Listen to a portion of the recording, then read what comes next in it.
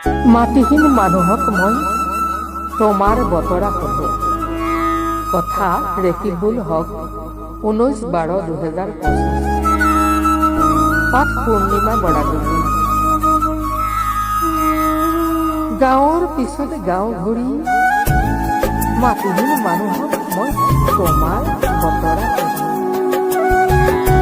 তিনিআলিৰ পিছত তিনিআলি ঘূৰি মই নিবনুৱা ডেকাক তোমাৰ কথা সোধো। উপায়হীন বুভুক্ষু প্ৰেমিকক বাটত লগ পালে মই তোমাৰ ঠিকনা সোধো। দিনৰ পিছত দিন অপেক্ষাৰত কোনো উপেক্ষিত পুৰুষক মই তোমাৰ বুকুৰ বতৰা সোধো।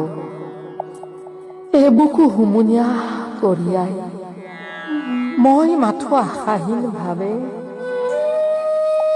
ৰাতিৰ উদাসীন বুকুত নিশব্দে শুই পৰো। এনিশা গভীৰ বুকুৰে মই কেৱল তোমাৰ বাবে অপেক্ষা কৰিব পাৰো।